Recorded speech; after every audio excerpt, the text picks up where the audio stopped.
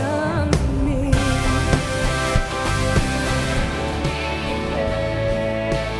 Just what you say. It's your blood, your love is spread. I'm broken inside. I keep my life. So I came home and had a conversation with my wife, telling her that I was done and I was no longer planning to stay in the marriage. When he said, "I'm done," and it was just with such finality that I knew he meant it. I knew that he had thought about it. I could tell that he had been thinking about this for a long time, the way he was talking, and he basically said that he felt like he wasn't a part of the family. I felt that I was failing as a father, that I failed as a husband, even though I was trying my best. In my mind, leaving was kind of a way to say, well, I didn't try my hardest, and that's why it failed, or it was out of my control. I didn't know if he was going to come home or not. It was definitely a very scary day that I will never forget. There was a tree called the knowledge of good and evil.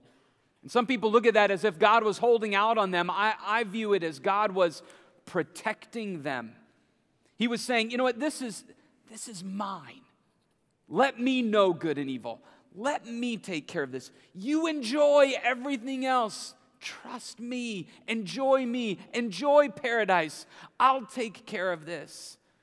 And of course, as the story goes, one day, Eve, by the tree, a serpent tempts her. She takes the fruit, she eats, she gives it to Adam, and relationships have never been the same since.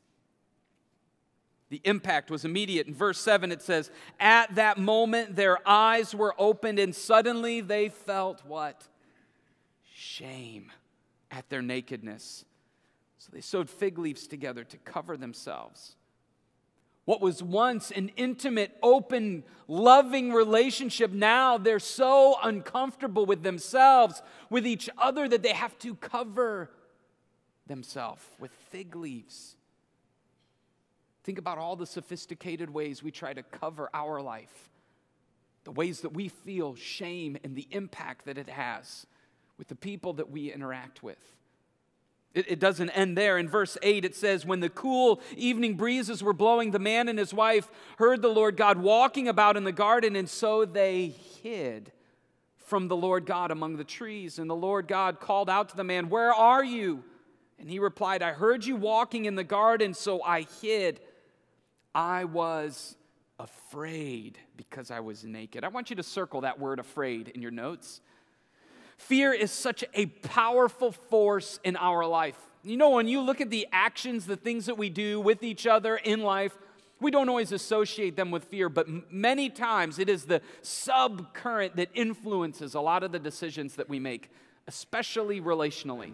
And I chose to just kind of lean in and try to re-engage. That was actually the first date that we had. We went out together. We really still weren't talking yet, so it was a little awkward, but we went for a motorcycle ride and it was fun, and we went out to dinner, and I think that was the point where we started to see things turn around.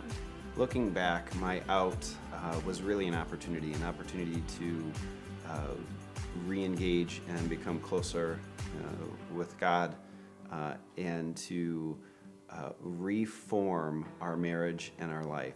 Putting God at the center of everything and actually letting Him fill those broken pieces that we had has made all the difference in the world.